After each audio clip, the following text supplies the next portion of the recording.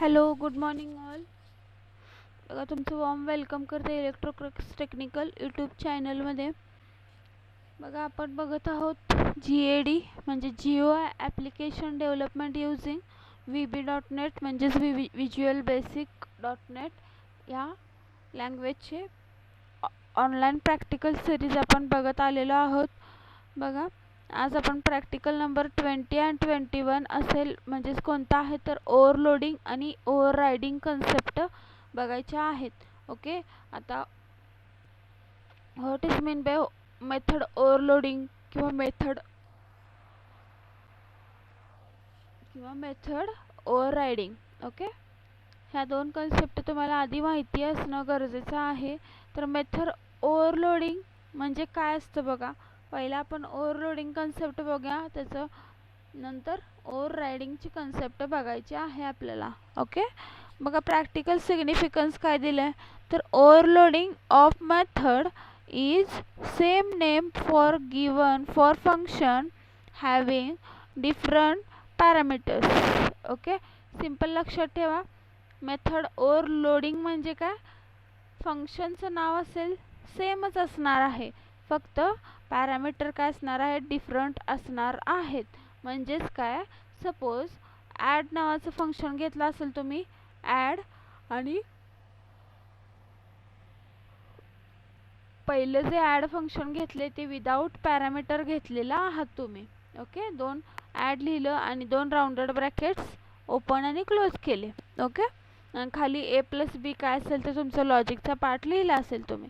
त्याच्यानंतर दुसरं फंक्शन लिहिलं, फंक्शन ॲड, पण त्याच्यामध्ये सपोज दोन पॅरामीटर यूज केले, A as a integer comma B as a integer, असं दोन पॅरामीटर यूज केले. पण काय होतं, आपलं फंक्शनचं नाव हे सेमच आहे, फक्त काय चेंज झाला तर पॅरामीटर्स चेंज झाले.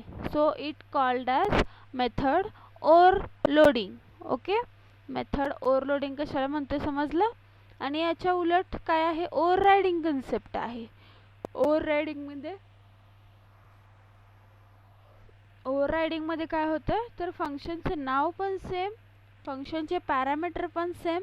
ओके, म्हणजेच काय, जी तुम्ही बॉडी क्रिएट करणार आहात दोन्हीकडे काय असणार आहे ती सेम असणार आहे. म्हणजेच काय, पॅरामीटर समज ॲड फंक्शनला 2 दिले तर खालच्या पण फंक्शनला ॲड फंक्शनला दोनच पॅरामीटर तुम्हाला पास करावे लागतील. त्याला काय म्हणतो आपण, ओव्हररायडिंग ऑफ मेथड. ओके,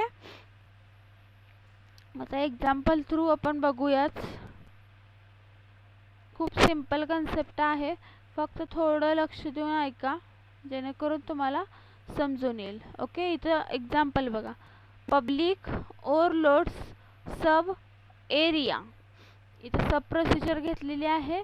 कोणतं नाव काय आहे सब प्रोसिजरचं, एरिया, आणि त्याला फक्त काय आहे बाय व्हॅल्यू R पास केलेला आहे. ओके, आणि खाली बघा एरिया सब प्रोसिजर यूज केलेली आहे, पण त्याला काय आहे दोन पॅरामीटर आहेत, लेंथ आहे आणि विड्थ आहे. ओके, ह्याला काय म्हणतो आपण, method name should be same. Okay, but parameters are different. याला काय म्हणते मेथड ओव्हरलोडिंग. लोडिंग लक्षात ठेवा, मेथड ओव्हरलोडिंग. आणि जर आता सपोज बाय व्हॅल्यू R आणि बाय व्हॅल्यू R असेल, म्हणजेच काय दोन्हीकडे पॅरामीटर सेम, दोन्हीकडे फंक्शनची नावं सेम असेल, तर त्याला काय म्हणतो आपण मेथड ओव्हररायडिंग. ओके, ओके, मी प्रॅक्टिकल थ्रू बघूया आपण. फर्स्ट मेथड ओव्हरलोडिंग बघूया. मेन मॉड्यूल स्टार्ट केलेला आहे, लक्ष देऊन प्रत्येकानं बघायचं आहे, त्यावेळेस तुम्हाला सगळं समजून येईल. ओके, मी जे काय सांगणार आहे नोट करत चला, तुम्हाला जर हे अवघड वाटत असेल तर. ओके, बघा पब्लिक क्लास, फर्स्ट क्लास कोणता घेतलाय मी, डेमो. ओके, डेमो हे आपल्या क्लासचं नाव आहे. त्याच्यामध्ये बघा दोन मेथड्स, दोन फंक्शन्स यूज केलेत. कोणकोणते, ॲड आणि दुसरं पण ॲडच आहे. आपण काय बघतोय, मेथड ओव्हरलोडिंग बघतोय. सो काय असणार आहेत, मेथडच्या नावं सेमच असणार आहेत, फक्त पॅरामीटर्स काय असणार आहेत, वेगळे असणार आहेत. ओके, दिसत असेल तुम्हाला ए आणि बी दोन पॅरामीटर घेतलेले आहेत आणि दुसऱ्या ॲड फंक्शनला ए बी आणि सी हे 3 पॅरामीटर्स घेतलेले आहेत. ओके, म्हणजेच काय, मेथड ओव्हरलोडिंग कन्सेप्ट आपण इथे यूज करतोय. ओके, पब्लिक ओव्हरलोड्स कीवर्ड लिहा, नंतर function add by value A as a integer, by value B as a integer. नंतर मला स्क्रीनवरती प्रिंट करायचं आहे, console dot write line you are in function add. Add म्हणजेच काय, दोन पॅरामीटर आहेत ए कॉमा बी, हे हा ए असेल, हा बी असेल. नंतर रिटर्न मी केलेला आहे ए प्लस बी. तुम्ही C is equal to A plus B करा, सी प्रिंट करा, कसंही तुम्ही लॉजिक वाईज तुमच्या करू शकता. मी डिरेक्टली रिटर्न ए प्लस बी केलेला आहे. नंतर बघा त्याच क्लासमध्ये काय केलं, सेम फंक्शन यूज केलं, फक्त पॅरामीटर्स वेगळे पास केलेले आहेत. Okay, A as a integer, नंतर बी ॲज अ इंटीजर आणि सी ॲज अ इंटीजर. मला ए प्लस बी प्लस सी तिन्हींची ॲडिशन करायची होती आणि इथं काय केले मी, ए प्लस बी दोघांचीच सेम रिटर्न ए प्लस बी प्लस सी. ओके, हा क्लास जो डेमोचा क्लास होता तो काय केला, इथं एंड केला. ओके, आता जे फंक्शन्स लिहिलं आहे आपण कॉल कुठे करतो, तर मेन मेथडमध्ये. ओके, मेन मेथडमध्ये कॉल करतो. कसं करतो, तर क्लासचा ऑब्जेक्ट क्रिएट करून. ऑब्जेक्ट कसा क्रिएट करतो, डीम ऑब्जेक्ट काय असेल ते तुम्ही नाव देणार असाल तर देऊ शकता. मी ओबीजेच जे घेतलेलं आहे ॲज न्यू डेमो. डेमो हे काय आहे, क्लासचं आपल्या नाव आहे. ओके, क्लासचा हा ऑब्जेक्ट ओबीजे नावाचा ऑब्जेक्ट आपण क्रिएट करत आहोत. ओके, नंतर बघा console dot write line object one dot add. इथे काय केलं, हे काय केलेलं आहे, फंक्शन्स मी कॉल केलेत बघा. ओके, ऑब्जेक्टचं नेम डॉट ॲड मेथड पहिली ही जी होती ॲड दोन पॅरामीटरची ए आणि बी ची. ओके, एला 4 पास केल्यानंतर बीला 2 पास केलेला आहे. नंतर बघा ऑब्जेक्ट डॉट ॲड 4 5 1 म्हणजेच काय, ए नंतर बी आणि सी तिन्हीच्या व्हॅल्यू पास केलेल्या आहेत. ओके, आणि रीड की मला कन्सोलची विंडो, मला आउटपुट विंडो होल्ड करायची. सो मी रिटर्न कन्सोल डॉट रीड की केलेलं आहे.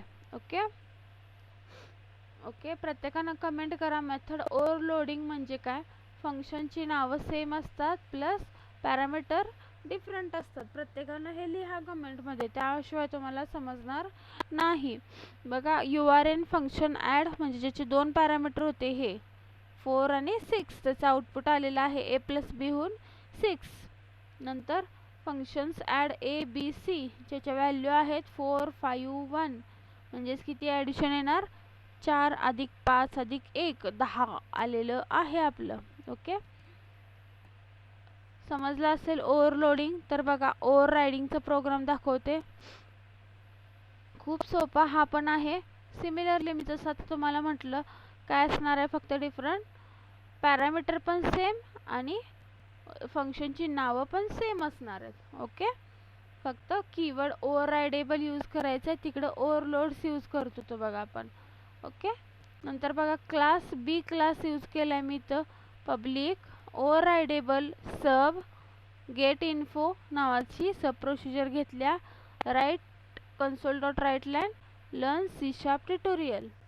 नंतर ही सब प्रोसिजर एंड झाली, बी क्लास एंड झाला. नंतर बघा class public class D class, नंतर डी क्लास त्याच्यात इनहेरिट्स काय करणार आहे, आपण इनहेरिट करतोय बेस क्लासच्या प्रॉपर्टी सुपर चाइल्ड क्लासमध्ये आणि त्यातच आपण काय करतो, ओव्हरराइड मेथड करू शकतो. Okay, so class D class inherits B class.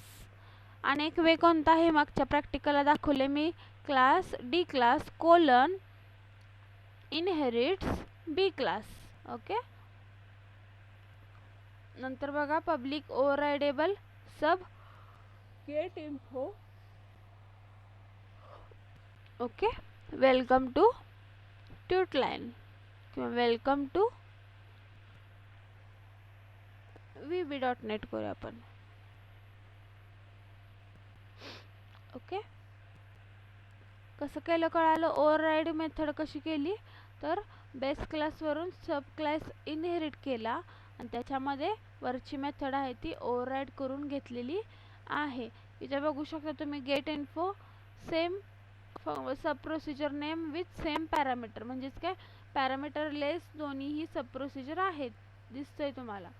नंतर हा क्लास डी क्लास काय केला मी एंड केला बघा. नंतर मेन सब मेन म्हणजेच काय मेन मेथडमध्ये आपण काय करतो ह्या मेथड्स कॉल करायचे आहेत आपल्याला. सो काय करावं लागणार आहे आपल्याला क्लासचा ऑब्जेक्ट. ओके, डी क्लासचा ऑब्जेक्ट क्रिएट केला बघा. मला गेट इन्फो मेथड ॲक्सेस करण्यासाठी dim D as a D class is equal to new D class असंही करू शकता किंवा डिरेक्टली लिहू शकता. Dim D as new D class. Okay, नंतर D dot get info derived क्लासची मेथड ॲक्सेस केली. नंतर बेस क्लासची बघा dim B as B class is equal to new class आणि गेट इन्फो मेथड तिथेही कॉल केलेली आहे. ओके, सेव्ह करा, रन करून बघा. Welcome to VB.NET learn C sharp tutorial. Okay, म्हणजेच काय base class plus derived class इनहेरिटन्सच्या ज्या मेथड्स ओव्हररायडिंगच्या ज्या मेथड यूज केल्या आपण कोणत्या गेट इन्फो आउटपुट करेक्ट आलेलं आहे. बघा खूप सोप्या कन्सेप्ट होत्या. Method overloading plus method overriding. जर समजलं असेल तर लाईक शेअर आणि सबस्क्राईब करायला विसरायचं नाही आहे, कारण जर तुम्ही लाईक करत असाल किंवा सबस्क्राईब केलं नसेल तर सबस्क्राईब करत चला. जर लाईक करत असाल तर आमचं इकडं मोटिवेशन वाढतं. सो त्यासाठीच प्रत्येकजण म्हणतं जर आपण नॉलेज जर एखाद्या चॅनलवरून घेत असेल तर एक लाईक द्यायला काहीही हरकत नाही आहे. ओके, आणि काही प्रॉब्लेम असेल किंवा काही शंका असतील तर कमेंट करायला विसरू नका. तुमचं नाव रोल नंबर लिहायला विसरायचं नाही आहे, तीच तुमची अटेंडन्स असणार आहे. ओके, बघा काही शंका असतील तर कमेंटमध्ये मला लिहू शकता तुम्ही. ओके, ठीक आहे, थँक्यू.